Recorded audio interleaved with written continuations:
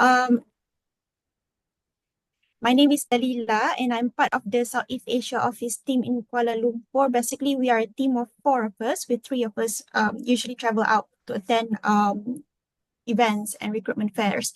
So during the session today, what I aim to cover would be a brief information about the university facts and rankings, a little bit about the city and the campus. I'll also talk about the application process for a bit, the admissions requirements, as well as the scholarships that we have to offer for this year intake.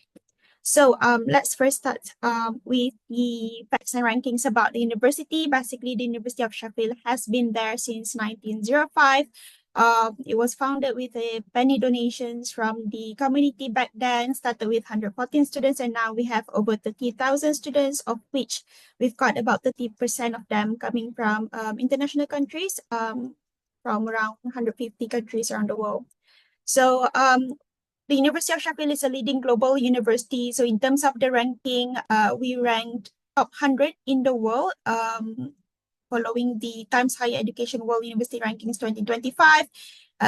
In specific, we ranked 12 in the UK and 98 in the world. We are a part of the Russell Group universities of 24 UK universities that are research-led intensive. And being part of Russell Group of universities that where we base a lot of our teachings on research, right? The recent Research Excellence Framework Assessment that was done in 2021 meant a lot to us, because in that assessment, it was found that 92% of our research is world leading or internationally excellent. And those two are considered the top two categories in the assessment. So it means that the research that our staff and students have done have a lot of like impact to the community, whether it's in terms of like helping to solve the global issues or in terms of helping the community. So recently in 2024, we have been voted as the University of the Year in the What Uni Student Choice Awards. And what that meant to us is that we were named as University of the Year because our students feel that the support they get at the university is very all-rounded and helpful, which helps in contributing to us being named as the University of the Year. So basically, there are 21 schools across 5 faculties that we offer at the university. So we've got like comprehensive list of subjects that we offer for students to choose from. There are 5 faculties, and those faculties are arts and humanities, where you can find subjects like law, music, and English. And then there's the engineering, where we've got like 10 subject areas in engineering that we offer. Health, made up of the School of Medicine, Dentistry and Population Health, as well as allied health sciences. And we also have got our Faculty of Science. They are made up of biosciences, physics, chemistry, math, and psychology. And there's the social sciences faculty, which is considered the largest faculty in our university, with schools ranging from journalism, geography, information school, down to management school. So mentioned about us offering a broad range of subject areas, and you can really find a comprehensive list of subject areas that we offer if you go to our website. But what I would like to highlight here is that in terms of recruitment from Malaysia, those subject areas that are written in the purple indigo font are our top 10 schools or subject areas that have recruited students from Malaysia recently. So the first one actually is mechanical engineering, followed by normally like electrical and computer science, and then comes all other departments in order. So a lot of our subjects are also ranked either top 20 or 25 in the UK, or top 100 to top 200 in the world. Basically, when we talk to students, we do use quite variety of UK university league tables to point out to them in terms of like specific ranking where we do better in. So we've got this reference if you would like to have a look at it. But just bear in mind that for the QS subject rankings, it was done based on the 2024 subject rankings, as we have not had the chance yet to update to the 2025 rankings that was announced just last month. So yeah. So we've got long history of welcoming students from all over the world and of course from Malaysia. Malaysia, I would say, made up the top fifth, uh, like the highest number of international students that we receive from all around the world. And at the university, as we have quite a large population of international students, which constitute to about 30% of the overall students. There are surely many student societies to join, and we do celebrate the international culture that we have either in the university itself or across the city. And students can really find range of international restaurants, shops, and supermarkets that can always, lead them back to link them back to their home country when they are in Sheffield. So here are the list of the student societies that we have from this region, Southeast Asia. And as you can see at the top of the list, both left and right, we've got the student societies that are associated to Malaysian students. We've got two. One is the Malaysian Singaporean Student Societies, where everyone from Malaysia, Singapore can join. And we also have the sister society, which is the Sheffield Malaysian Student Association Society, which is a little bit separate from Malaysian and Singaporean society, just because they also more focused to students who are Muslims, and so they organize events more specific to Malaysian Muslims. But students can really join both of them if they want. That's really fine. And the highlight of our student societies for these two is that they are the one who usually organize the pretty party event for our students. As and that's usually offered in August. So when we speak to our offer holders or applicants, we usually tell them that we normally have like an in-person offer holders day in February or March time, depending on the year.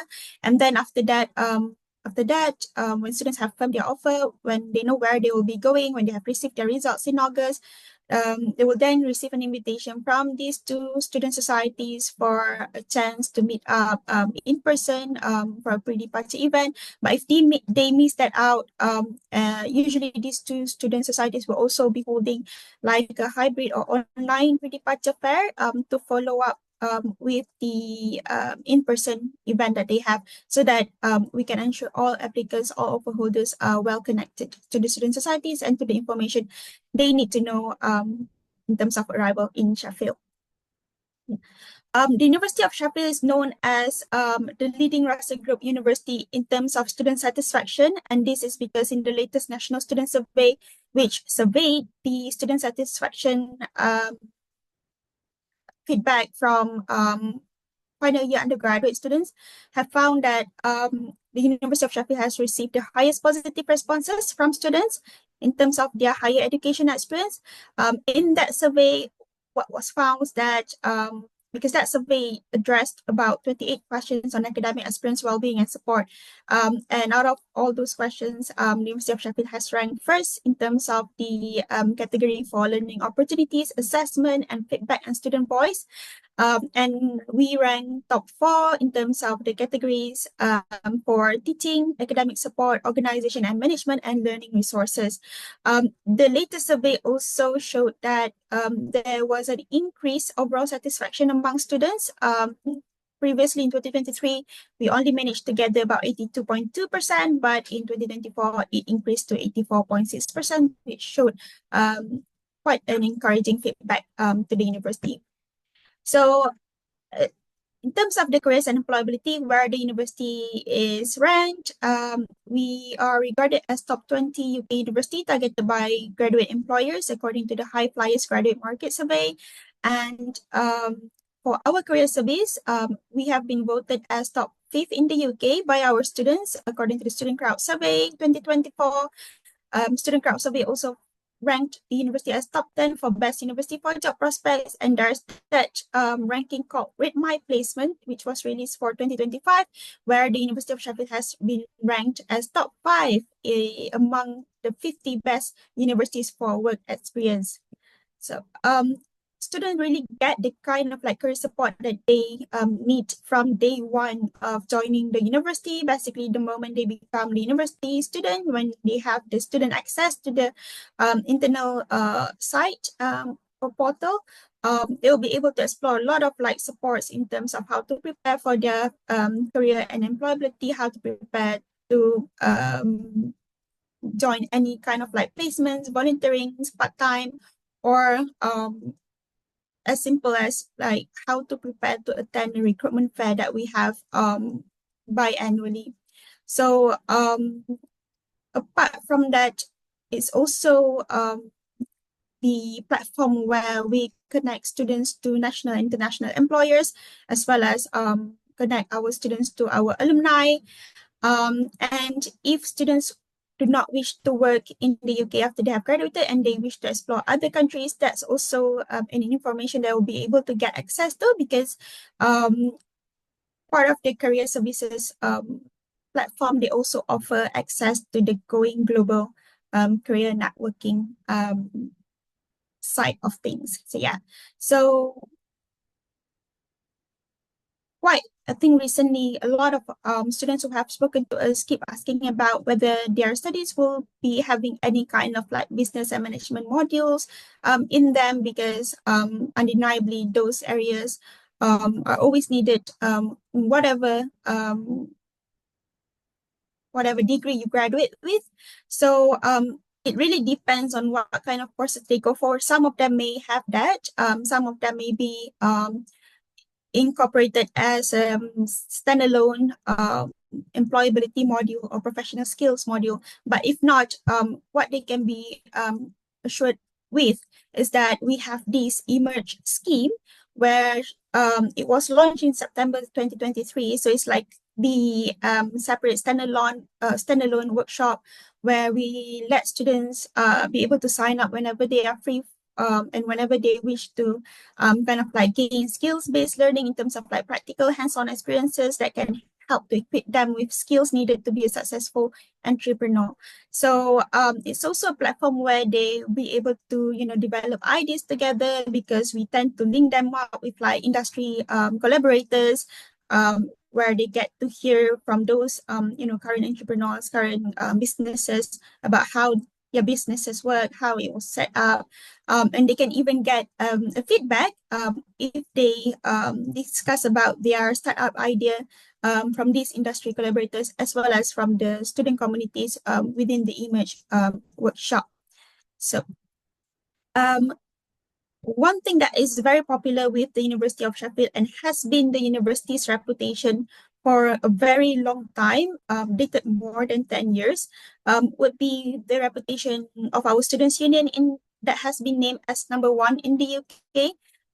So again, we won this award in the latest What Uni Student Choice Awards as the best students union.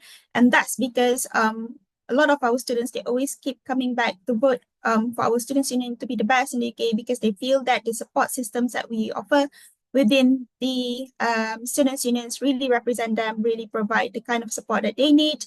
But it's not just that, it's also home to the many student societies that I've showed you much earlier about, and it's also the place where students will be spending a lot of their times, like either in between classes or after their classes, because they've got like shops, bars, and club nights, as well as independent cinema within the Students' Union.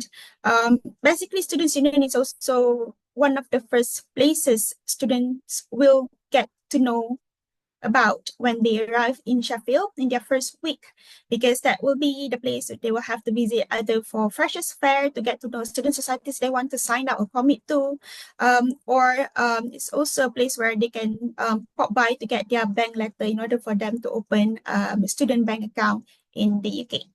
So we've got like a video on our YouTube for a tour of the Students' Union, which I have included the link in the slides here. Yeah. There are about 350 clubs and societies offered within the Students' Union. And it's not just that. There are also sport facilities available on campus, which include fully equipped gym and sports pitches for students who are interested in sport and physical activity. So these aspects also contribute to us winning the Best Student Life in What Uni Student Choice Awards 2024. So basically, it's the same kind of like an award body where we think won about three different categories, which were the University of the Year, Best Student Union, and Best Student Life. So why Sheffield as a city? Basically, we do have like a um, comprehensive guide to the city that we have published on the website, where students can get access to if they want to know everything about from settling down, about the popular student areas, about traveling, transportation, and food and drink. But just a brief kind of like a just a recap or an introduction about the city is that it's located in the northern England, central UK. So because it's located in central UK, we like to tell students that it's very strategically located in the UK, making traveling time to many other parts of many other cities not that long. Students can take just about 1 hour, 10 minutes to get to Sheffield from Manchester Airport, which is the nearest international airport that we have in the UK from Sheffield. And if they come via London, the train will take about 2 hours to get to Sheffield. Sheffield is known as the greenest city in the UK. And from what I've heard, also it could be in the Europe, because basically there's like about 60% of the city covered by green spaces, either by gardens, parks, woodland areas. Um, so when it comes to like favorite pastimes for our students, it surely will include some outdoor activities, such as, for example, visiting the botanical park. There are also a lot of like parks in the city center and as well as on the campus.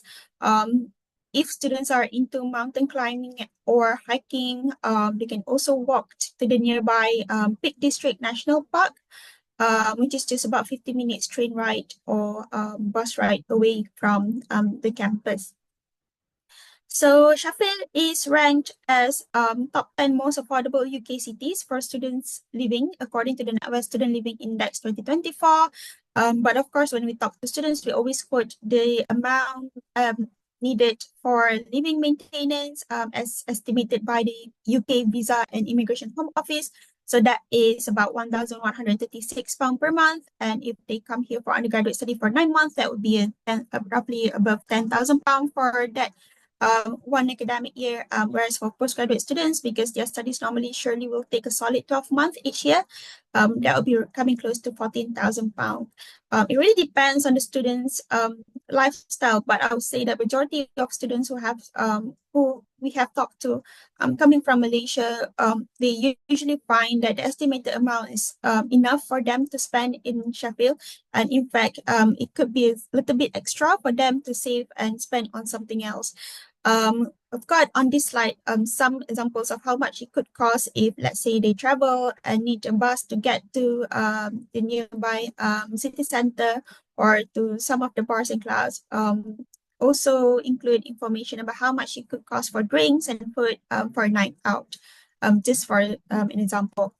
So Sheffield is also known as the foodie capital of the UK. I think that's what has been kind of like an attractive points in the scene recently since 2023. So students can really find a lot of like international cuisines from Malaysian, Vietnamese, Indian, and Thai on campus as well as in the city center. There's like a new food hall that we have got in the city center named Cambridge Collective. So a lot of students find that place is a must go to if you like to explore cuisine from all around the world. So in terms of arts and culture, the city is known as the largest hub for arts and culture outside London. So of course, the largest one will be in London, but when it comes to like outside London, Sheffield has the largest regional theatre complex. So if students are into, watching musicals, theater, sketches, plays, or visiting art galleries, they really can find a lot of activities to do in the city when they are in Sheffield. So a little bit about tuition fees and scholarships. Basically, when it comes to the tuition fees, our attractive points would be that we offer a fixed fee guarantee for international students. That has been the case for many years for now. But of course, I would suggest if you are having students inquiring for 2026, I suggest to check back again the web page sometime around, I would say, September, October time, because that's when we will update the fees for next year intake, as well as whether the guarantee will still be in place. But the idea is that normally for tuition fees for undergraduate programs, they are grouped according to these faculty. And so you can really see that, for example, if you are looking at courses within the engineering, all the courses gonna be at £30,570 for the tuition fee each year per annum. So if they enter at that rate, that means their subsequent years will be locked at that rate as well. So there are some exceptions, but the best way to confirm would be to look at the course webpage, because our course webpage do note down the tuition fee for that particular course. Some exceptions to note would be that if, let's say, their course include a year abroad, such as, for example, our International Business Management BA course, where the second year students will be going to study abroad at our partner universities overseas and not in Sheffield. So during that year, for example, they will be paying just 15% of their full-time rate when they are in their year abroad, and the fees will be paid to the university. So to us, we find that that course is one of the courses that is attractive because it allows students to be able to experience a course that include a study abroad year within just 3 years duration, and they even pay lesser than let's say colleagues or friends who have gone to study just a business management course BA. So other than that, if students choose to do an additional year of being in industrial placement or uh, whether it's a placement year or industrial placement year, they also pay not a full time rate during the time when they are in their placement year. They will just need to pay about 13.33% of their full-time rate as quoted on at the point of their entry. For postgraduate taught courses, the tuition fee is also stated on the course webpage, unlike undergraduate, where it is quite grouped together according to the subject areas. For postgraduate taught courses, tuition fee can really vary from one course to another course, whether or not they are in the same faculty or subject area. So it's really best to check on the webpage. But again, if the study, because majority of the master courses will take just 1 year to complete. So, but if it's in the case of architecture, for example, where the Master of Architecture will take 2 years to complete, students will still be able to receive the fixed fee guarantee. So they will pay the same amount in their second year as per the amount they pay in their first year. So for undergraduate students, when they have accepted their offer with us as a firm, they don't need to pay tuition fee deposit. But for postgraduate taught master student, for them to accept their offer, their unconditional offer, and for them to confirm their place with us, and before they can be allowed to start their CAS process, they will be asked to pay a deposit of £1,000. And if the students apply for the clinical dentistry professional courses in dentistry, the deposit will be higher, which is £5,000. But the idea is that normally the amount that we ask to pay as a tuition fee deposit, as well as if there is any deadline to pay the tuition fee deposit, these all will be stated in the offer letter. So about the scholarships that we offer for students for this year intake, we usually have got centrally from the university, we usually have got two kinds of scholarships. We have got the merit scholarships on the left here for undergraduate and for postgraduate taught master. And we also have the automatic scholarships in the middle here for undergraduate and for postgraduate masters.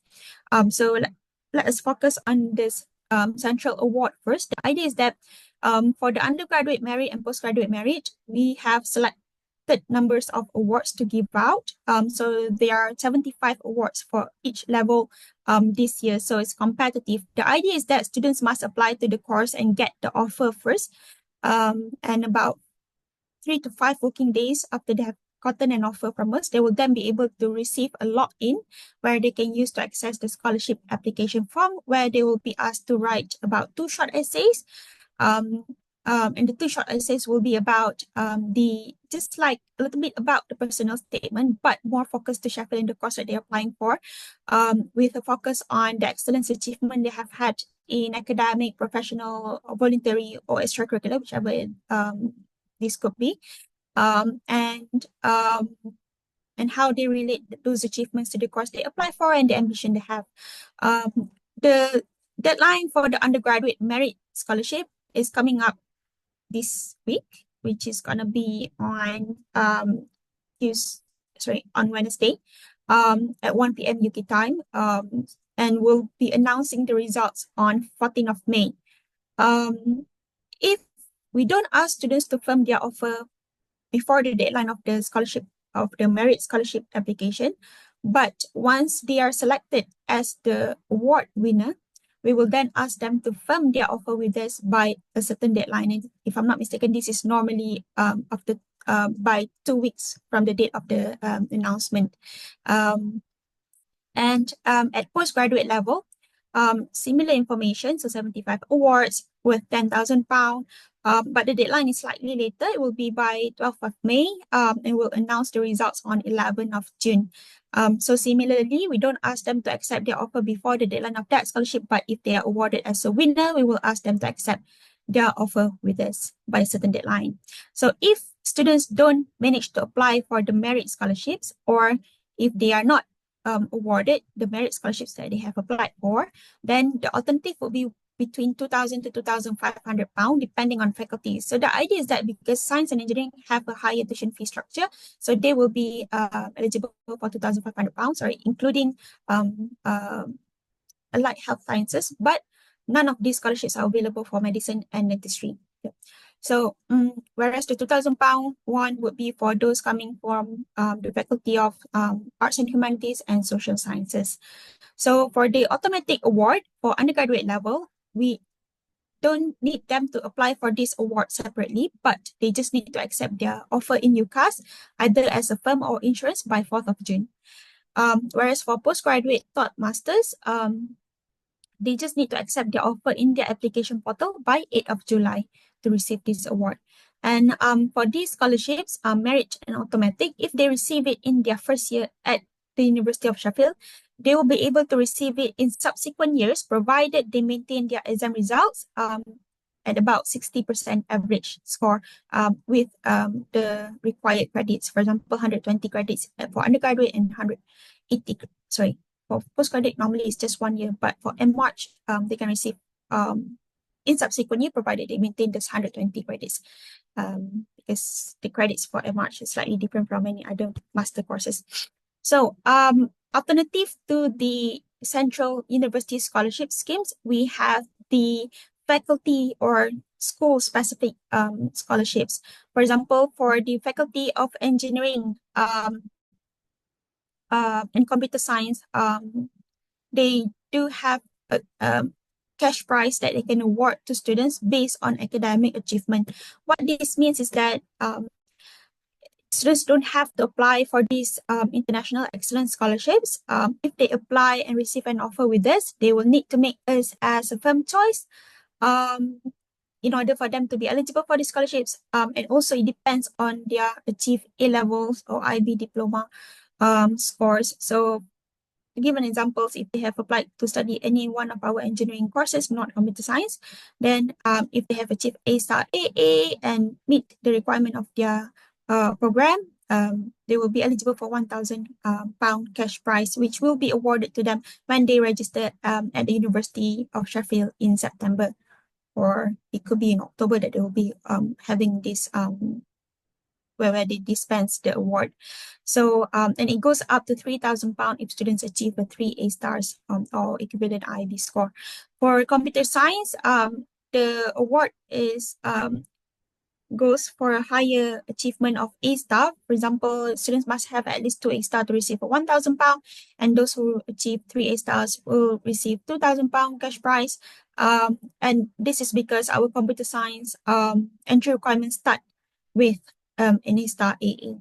So The idea is that, sorry, going back to the scholarship awards information just now, students cannot combine merit and automatic, but if they get either merit or the automatic scholarships, they will still be able to get the international excellence scholarships for the case of applying to Faculty of Engineering Computer Science, because that comes from the faculty. And merit and automatic comes from the central university. Yeah.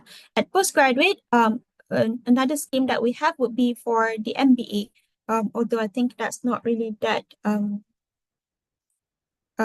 common for students from Malaysia to be asking about. But the idea is that they don't need to apply for the MBA scholarship separately. Sorry, when they apply for MBA, because MBA does require them to provide their personal statement and references as well as CVs to describe their work experience, because they need about 3 to 5 years at least work experience before joining the program. Then their application will be considered for the scholarships as well. So the admissions will consider their personal statement, their overall application, as well as their performance at the interview for them to be selected for the scholarships, and it's worth up to 50%. By that, it means that not everyone will be getting the 50% tuition fee off. It really depends on the quality of their application, and they will get to know whether they are awarded the MBA scholarships when they receive the offer. So, how to apply? Basically, in terms of the intake at our university for undergraduate and postgraduate thought masters, we only have got one intake each year, and that is in September. This year, the course start date gonna be on 29 September. So that's basically the date when the teaching will already be starting. So students are usually encouraged to arrive at the start of intro week, and intro and welcome week is normally the week before the teaching starts. This year is going to be between 22nd to 27th September. It is during this week that they will be booking a registration appointment to register at the university to come to receive the university card, and also for them to show that they've got the stamps on their UK student visa, VNet sticker, and passport. So academic year normally is split into 2 semesters. We've got the autumn term and spring term.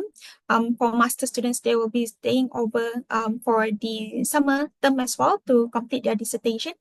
There is an orientation week which runs from usually between 15 to 19 September, but this is usually optional. Some of the activities, they are repeated throughout the week. So if students fancy attending this is why we put the start date on CAS to be on 15 September to allow them the option to attend the orientation week. But if your students would like to be attending the orientation week, a couple of things to remind them. If they book to stay with university accommodation, they must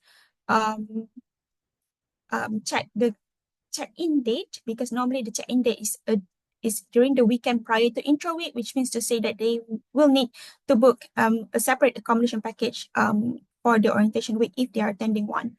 So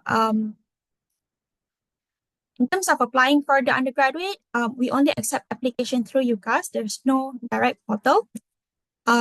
And what I would like to highlight is that now we are still in the admissions period time, heading towards the UCAS deadline on 30th of June. A lot of our courses are still open and accepting applications, but what's not open would be those courses in medicine, dentistry, pharmacy, and speech and language therapy, as well as courses in engineering with foundation year. So if your students are considering, let's say, the clearing, we can only confirm our position normally from 5th of July when the UCAS clearing opens. And if your students have already applied to the University of Sheffield and have received offer, it will be good to remind them about the deadline to reply to their offers. Provided they receive decision, I think, by 15th of May, then they will have to reply to their offers by 4th of June, if I'm mistaken. Yeah. So in terms of the CAS process at our university, we normally begins our CAS process in June, early June. So and CAS process at the University of Sheffield is not automatic. So anyone holding unconditional firm offer for undergraduate or unconditional accepted offer for postgraduate thought master and have paid fee deposit for postgraduate thought master, they will then be able to begin activate their CAS application portal from June onwards. We normally take about, I would say, 10 working days to process the CAS, so which is why it's really good to activate as soon as they can and complete the application as soon as they can, because it can take up to 10 working days for us to issue the CAS. Although in most cases, it will be within 5 working days, just that the standard processing time will be 10 working days. And there's also the deadline to meet the offer conditions that we have to remind UCAS applicants, which is going to be 3rd September this year, and 31st August for medicine dentistry. So for postgraduate thought masters or PhD, we can accept applications via our online portal. We have a separate portal for agent. So please reach out to your contact in Yes Education to get them to apply using their portal. So in terms of qualifications that we accept for undergraduate study, we do accept various qualifications in terms of international qualifications where we can readily accept provided they meet the required overall scores and subject-specific scores, are those listed in the green box here. So we've got A-levels, IB Diploma, Australia, Matriculation ETA, CIMP, Canada, Ontario Secondary School Diploma, as well as USA High School Graduate Diploma plus the AP exams. You can really refer to the equivalence from one qualification to another by going to our webpage here, because we do include the list there. But if you're not sure whether or not your students are eligible, feel free to reach out to your Yes Education contact, because we can always check for every student. So for Malaysia, we do accept UEC, Articulation Program, and STPM, although I must say that we don't normally accept these Malaysian qualifications for our programs in medicine dentistry, just because we've got limited places on those courses. 18 places for medicine and 3 places for dentistry for international students. So yeah, if students hold any qualifications related to foundation year from Malaysia or the Murphy program or diploma or American degree transfer program, these are the qualifications that fall under case-by-case consideration. Case-by-case consideration for us means that we will need to see the detailed course syllabus of the programs they have studied in order for the academic selector to assess whether or not their qualifications would have prepared them suitably, just like A-levels, for entry to their courses. So again, I must say that the case-by-case qualifications are not accepted into medicine dentistry courses. But for all others, normally this is something that we can consider. Feel free to reach out to us if you'd like to know what would be the general minimum scores or CGPA that will be required from these qualifications. Although we cannot give the guarantee of an offer, just because we will need to, the course syllabus will need to be assessed by the academic selector. So in terms of acceptable English language qualifications, we do accept variety of tests and qualifications as listed here. So of course, a lot of students normally they will be taking IELTS if they don't have the acceptable qualifications. But there are also other kind of tests that we accept here, such as a PTE academic or the TOEFL IBT. But one thing we would like to highlight is that we don't accept PTE academic online, nor do we accept TOEFL IBT My Best scores. So for the qualifications, what we normally see students will be presenting us with would be the IGCSE English, either as a first language or second language. The idea is that not all of these IGCSE qualifications we can accept because we normally want to see that students have done the speaking and listening components. So most of the time, how we can confirm whether or not these are the qualifications that we can accept, we will ask students to present their academic certificate and statement of results in order for us to verify the syllabuses and the speaking and listening components. And if is in the case where we cannot accept their IGCSE qualifications, we will then just put the IELTS conditions in their offer. So other than that, we also accept qualifications such as the A-level or AS level English, IBSL or HL English, you can really find all the required information on the grades and the acceptable syllabuses on our English language webpage. But what I would like to highlight further is that in terms of those students who present us with the Malaysia SPM English language taken in the year 2021 onwards for our university, we want to see that they have achieved a combined grade of B overall in SPM English plus at least B2 in their CEFR. Because of our requirements in terms of the documents that we need to see, unlike many other universities maybe, is that we will be asking students to provide their original SPM certificate in Bahasa, as well as the official English translation certificate from the Ministry of Education that they can apply for, with a little bit of small fee, together with the original. So students must provide these two documents in order for us to verify and exempt them from IELTS. So additional requirements that I wish to highlight, because these courses normally usually get asked about at either recruitment fairs or through emails, right? Is our architecture course. For BA architecture that takes 3 years to complete, currently pending renewal confirmation from LAM for DC entry. Is that for this course, they do require students to submit a portfolio of their own art and design work. So normally the idea is that we do have the guidance published on the architecture, how to apply webpage. But the idea is that the detailed specifications will be emailed to students once we have received their UCAS application at the university. For our BA architecture course, this is still open this year. Normally, the portfolio that we ask for will need to consist 10 pages of students' own art and design work. It is an evidence of artistic ability, so students can really mix all kinds of skills and artworks in their portfolio, so they can really do, like sketches, painting, collage, photography, and it's not just buildings that we are looking for. It's really up to them whatever kind of artworks and design work that they want to include in their portfolio, so long that it sticks to 10 pages. And one of these artworks normally will be about the original piece of work that will be specified by the selecting panels. To give an example, for these few past years, including this year, the specific piece that we ask students to include will be about My Street.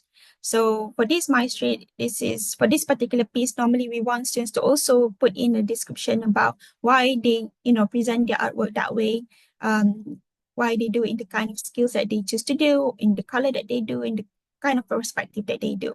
So this is a very important piece of work. So where we normally see the applicants tend to miss. So it's very important for them to read through the specifications that our admissions send in email to them once UCAS application has been received. The admissions normally give 4 weeks for students to submit their portfolio, but if this deadline coincides with their exam time, they can always write back to the admissions team to request for an extension. So another courses that have actually 2 other courses that have specific selection process will be medicine and dentistry. As with other allied health science courses, but they are not that very popular in Malaysia, so I won't be touching in this presentation. But the idea is that for our medicine selection process, how we do is that for the 18 international places we have, to give example, for those applying for next year intake, 2026, they must apply in UCAS by the deadline for the medicine dentistry, which is 15th of October. And in terms of academic requirements that we need them to have will be the A-level, 3 A-levels, either including either chemistry or biology, and the second science. The third subject can be anything, also be again chemistry or biology. And we need them to have at their IGCSE or SPM 5 subjects graded A, and those in math, English language, and at least 1 science subject must be at least B. So we also usually advertise how much is the minimum UCAT threshold score that the candidates must have. For those applying for next year, this will be minimum 1,800 out of 2,700. So if let's say you've got inquiries applying for 2027, we will be advertising the minimum UCAT threshold score around April next time. So the idea is that when we do the selection process, the first selection is that we will see whether they have met both academic threshold or and the UCAT threshold.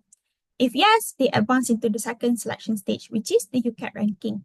For the UCAT ranking, we will rank applicants according to their UCAT score, and those who have been ranked within the top 100 normally for international selections list, they will then be invited for interview. What this means is that those it's not necessary that they meet our minimum UCAT threshold score to be invited for interview. Is that the right phrasing? So it's like saying if they have matched the minimum UCAT threshold, it's not necessary they will get invited for interview. They will need to survive the UCAT ranking. So on our medicine admissions webpage, we also do give the overview of how high the minimum cutoff UCAT threshold score were like for to be invited for interview for past years. So students can get indication of like if we ask for this minimum UCAT threshold, how high they should be aiming for in order to have a better chance to be ranked in top 100 to be invited for interview. For the interview, it really depends on the year, but to give an example, last year it was held online, but this year we have started to offer back the in-person panel-based interview in our office in Kuala Lumpur in Damansara Heights. Or if students are not able to choose the slots in KL, they can also choose the slots in Singapore. Normally, we will confirm how the interview will be like around December time this year for next year intake. And for the offer, we will make an offer dependent on interview scores, provided that reference is satisfactory. And for the 18 places we have, typically the school will aim to make an offer at around 45 to 60 for international students. So postgraduate entry requirements, in terms of the CGPA that we need from the Malaysia Bachelor Degree qualifications, normally 3 out of 4, which is regarded as equivalent to 1. But some courses may be able to consider slightly lower grades. So in which cases we normally do encourage just to submit online application for further consideration to be made.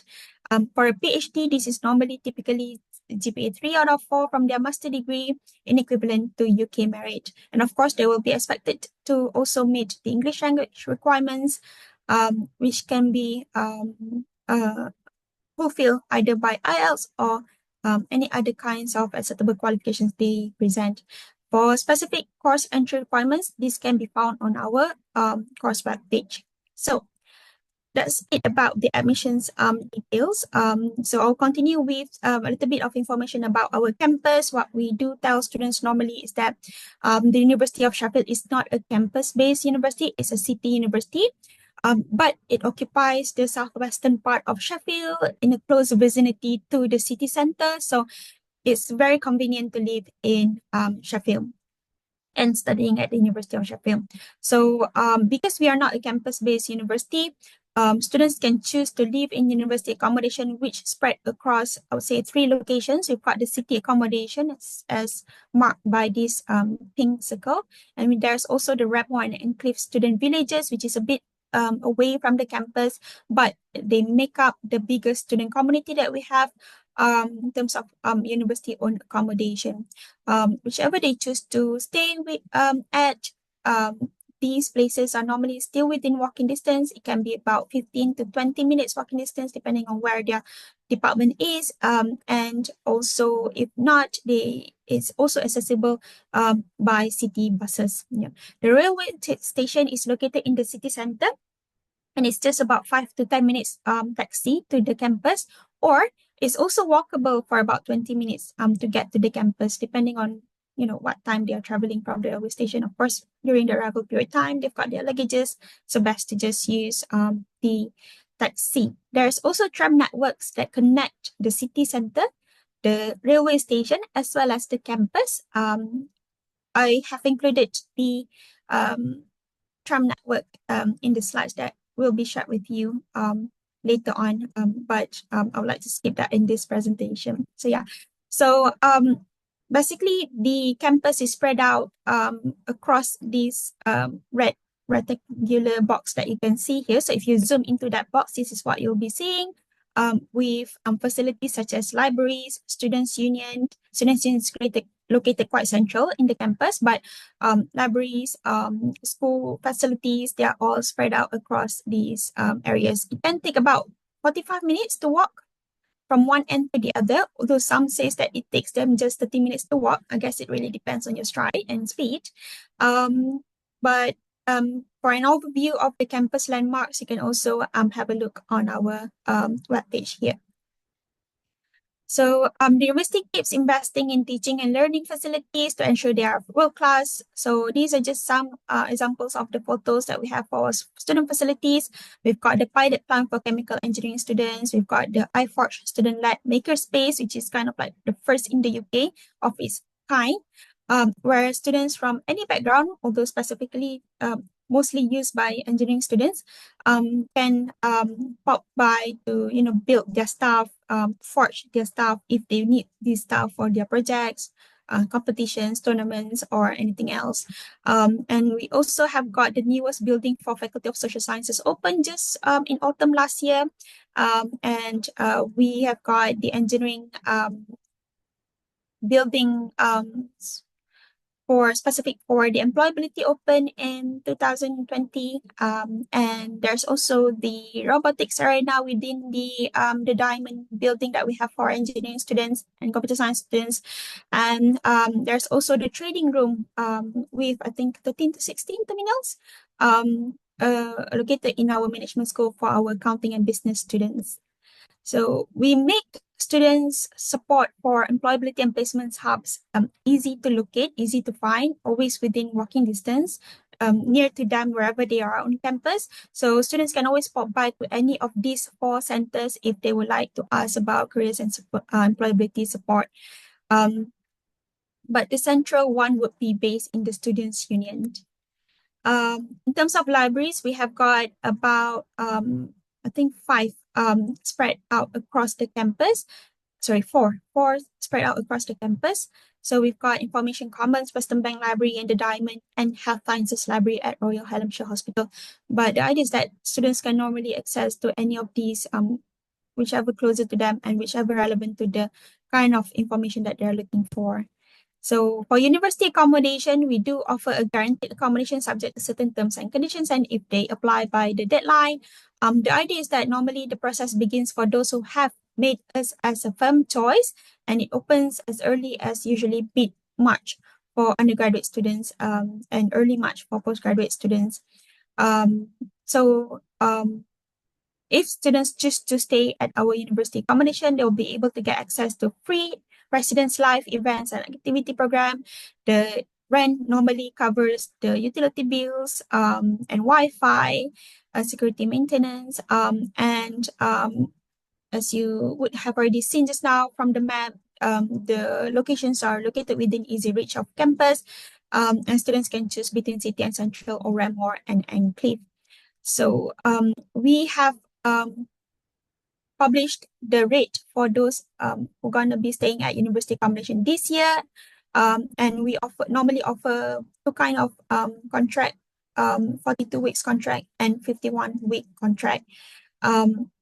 Although this year we come up with a 44-week contracts exclusive to Ledo Studios for just postgraduate students.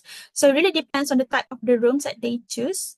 So when students ask us whether the location would matter in terms of the rent prices, we tell them that no, the rent is more determined according to the room type rather than the location. So they can really find something like similar rate if they go either for city accommodation or the Ramore and Enclave accommodation.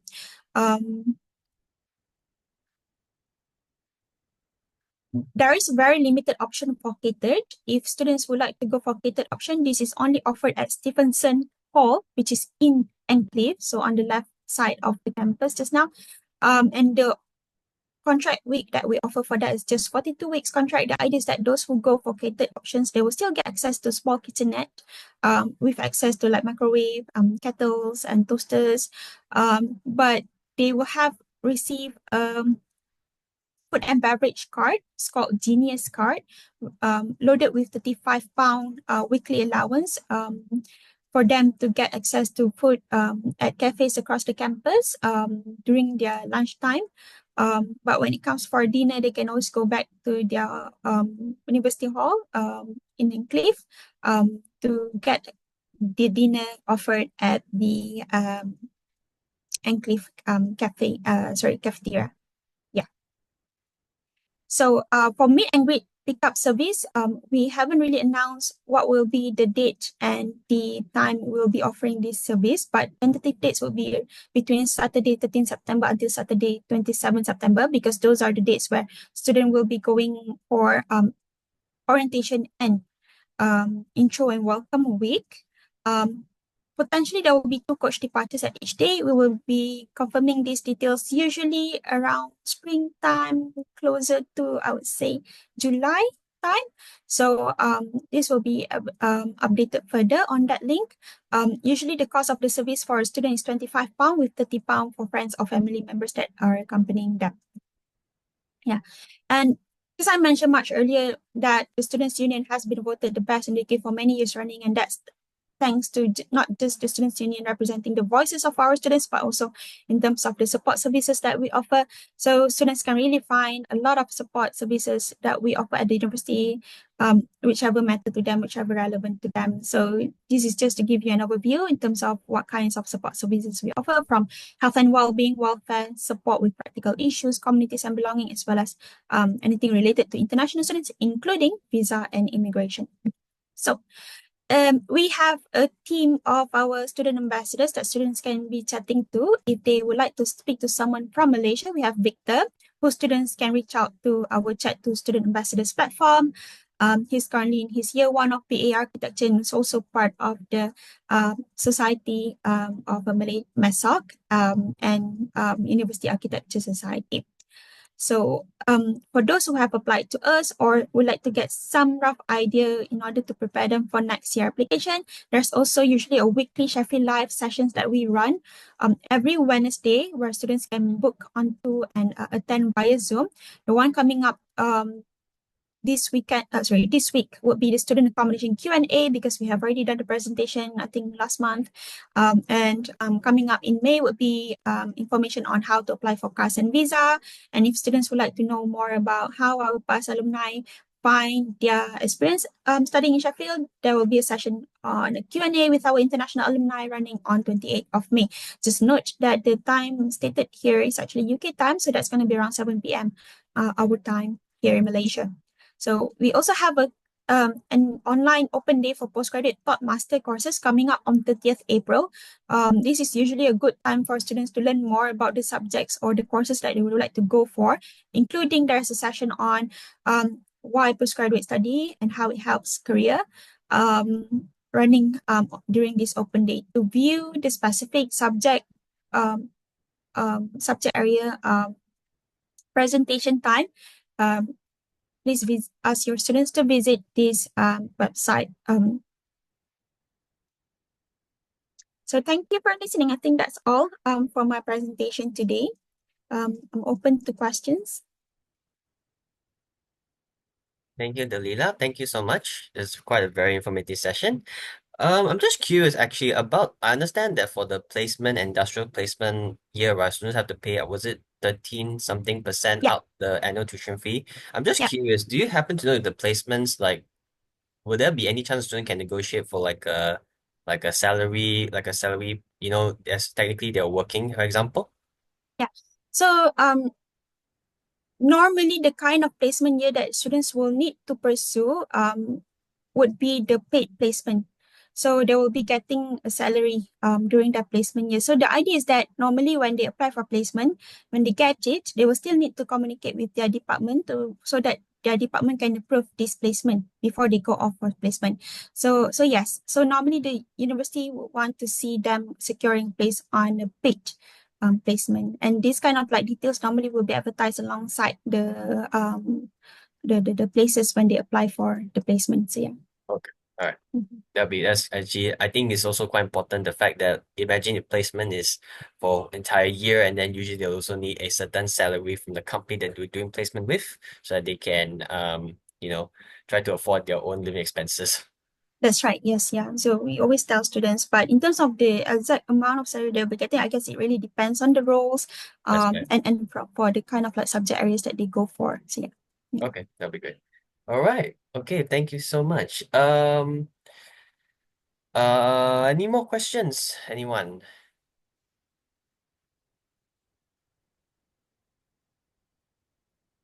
I think if there's no more questions, I think we can wrap up the session. Thank you so much, Delita. And the PowerPoint presentation will be shared to you once this session is complete. Thanks, Timothy. Thank you, All right. everyone. Thank you, everyone. Thank you so much. Have a great day ahead. You too. Bye Thank bye. you.